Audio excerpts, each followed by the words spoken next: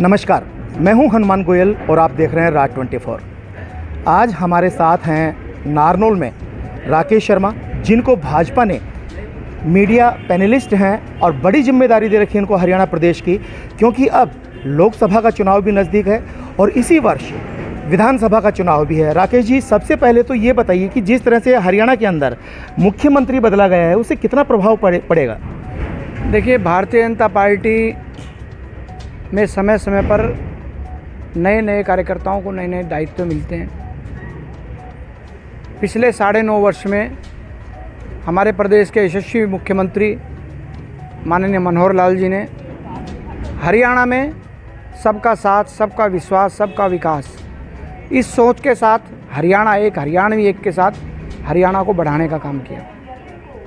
अभी प्रदेश में नए मुख्यमंत्री जो हमारे प्रदेश अध्यक्ष थे नायब सिंह सैनी जी को बनाया है। निश्चित तौर पर प्रदेश के अंदर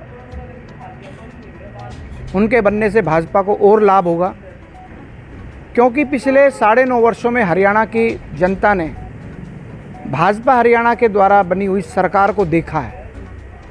जिस प्रकार से मनोहर लाल जी ने हरियाणा की एक छवि बन गई थी पूरे देश के अंदर कि हरियाणा मतलब नौकरी बेचने वाला प्रदेश, हरियाणा मतलब लूट का प्रदेश, हरियाणा मतलब खसूट का प्रदेश। परंतु 2014 में जब माननीय मुख्यमंत्री मनोहर लाल जी ने हरियाणा की सत्ता को संभाला, जब हरियाणा में भाजपा का पदार्पण हुआ, तो ये सारी चीज़ें दूर हो गई। जिस प्रकार से पढ़ने वाले बच्चों को नौकरियां मिली, बिना पर्ची के मिली, बिना खर्ची के मिली, और कितनी ही सब चीज़ें ऑनलाइन। किसी को नौकरी के लिए किसी मंत्री के, विधायक के धक्के खाने की ज़रूरत नहीं, कोई ट्रांसफ़र के लिए धक्के खाने की ज़रूरत नहीं। मनोहर लाल जी ने सोचा कि भाई आम व्यक्ति को लाभ कैसे मिले, उसके लिए बिना खर्ची, बिना पर्ची के सबको एक समान देखते हुए, कोई क्षेत्रवाद नहीं। इससे 2014 से पहले की सरकारें देखो, जिस क्षेत्र का मुख्यमंत्री उस क्षेत्र का विकास। 2014 से लेकर आज तक पूरे हरियाणा में समान विकास हुआ है। राकेश जी, जब इतना सुशासन था और इतना सब कुछ चल रहा था, भ्रष्टाचार भी नहीं था, तो मुख्यमंत्री बदलने की नौबत क्यों आई? देखिए, यह आप इस दृश्य में मत देखें कि मुख्यमंत्री बदलने की नौबत क्यों आई। सब कुछ ठीक था। भाजपा नए नए कार्यकर्ताओं को अवसर देती है, नई पीढ़ी को आगे बढ़ाने का काम करती है, और हमारे जो संस्कार पार्टी का है वो ये है कि ये दायित्व है, इसका हमें निर्वहन करना है। पार्टी ने माननीय मनोहर लाल जी को कहा कि आपको विधानसभा लड़ना है, उन्होंने विधानसभा चुनाव लड़ा। मुख्यमंत्री बनाया, वो मुख्यमंत्री बन गए। अब उनको कहा कि आपको लोकसभा लड़ना है और मुख्यमंत्री नायब सिंह जी को बनाया, नायब सिंह जी बन गए। लेकिन इस बीच आपके अनिल विज भी नाराज चल रहे हैं। नहीं, ऐसा कुछ नहीं। ये सब अनिल विज जी ने खुद कहा है कि मैं भारतीय जनता पार्टी का भक्त हूँ। उन्होंने ये नहीं कहा मैं कार्यकर्ता हूँ, उन्होंने कहा मैं भक्त हूँ। और भक्त कभी भगवान से रूठते नहीं हैं, ऐसे ही भक्त कभी पार्टी से भी नहीं रूठते हैं। कोई ऐसा विषय ही नहीं है कि अनिल विज जी नाराज़ हैं। अनिल विज जी बहुत खुश हैं। राकेश जी, इंडिया गठबंधन है आपके हरियाणा में भी, एक सीट से कुरुक्षेत्र से आप पार्टी भी चुनाव लड़ रही है। कैसा लगता है कि अब के बार मामला कैसा रहेगा? टक्कर रहेगी, एक तरफा मुकाबला रहेगा? हरियाणा में भारतीय जनता पार्टी 10 सीट नहीं बल्कि 11वीं सीट चंडीगढ़ की भी हरियाणा में बीजेपी जीतेगी। और आम आदमी पार्टी का तो आप देख रहे हैं, मनीष सिसोदिया हो या और भी इनके लोग हैं, सब लोग जेलों में हैं।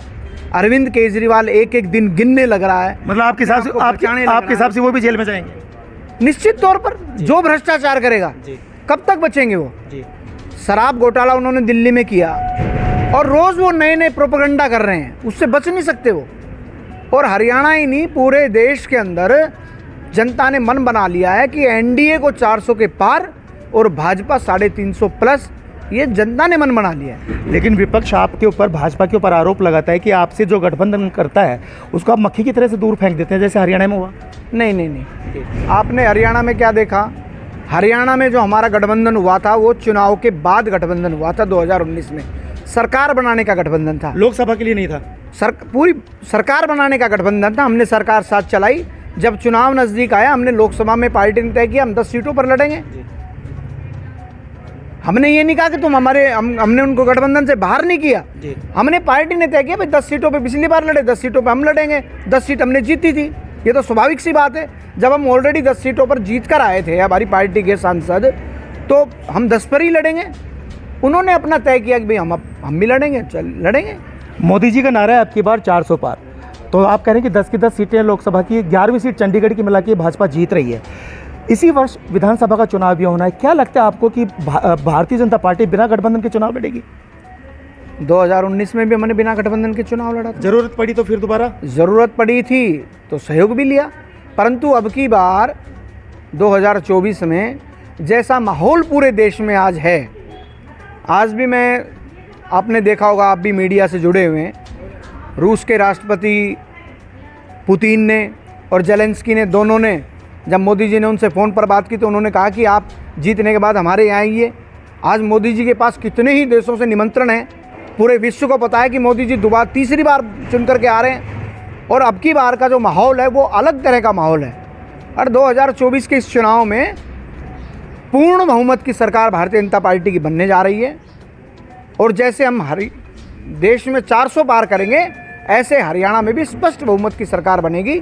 निश्चित तौर पर किसी प्रकार के सहयोग की आवश्यकता नहीं। राकेश जी, पिछली बार भी आप नारनौल विधानसभा से टिकट मांग रहे थे और आपको टिकट नहीं मिला। स्वर्गीय कैलाश शर्मा जी एक ऐसे दिग्गज नेता थे नारनौल से, और उनकी हर पार्टी के अंदर हर नेता उनके सम्मान करता था। अब की बार कितना चांस लगता है आपको टिकट मिलने का नारनौल से? देखिए, ऐसा है, ये हमारा संगठन तय करता है, पार्टी तय करती है। पार्टी हमें कहेगी चुनाव लड़ना है तो हम चुनाव लड़ेंगे, पार्टी कहेगी चुनाव लड़वाना है हम चुनाव लड़वाएंगे। 2019 में पार्टी ने हमारे जो भी पूर्व मंत्री ओम प्रकाश यादव जी, उनको टिकट दिया। हमने पूरी मजबूती से, पूरा संगठन एक होकर हमने चुनाव लड़ा, एक बड़ी जीत उनको दिलाने का काम किया। हमारी भूमिका हम तय नहीं करते, भाजपा का कार्यकर्ता कभी अपनी भूमिका तय नहीं करता। हमारी भूमिका हमारा संगठन तय करता है कि हमें क्या करना है। हमें तो जो काम वो पार्टी सौंपेगी हम वो काम करेंगे। धन्यवाद। तो ये थे हमारे साथ राकेश शर्मा, हरियाणा के प्रदेश मीडिया पैनलिस्ट, जिन्होंने साफ कहा कि हरियाणा की 10 सीटों के अलावा चंडीगढ़ को मिला के 11 सीटें भारतीय जनता पार्टी अब की बार जीत रही है।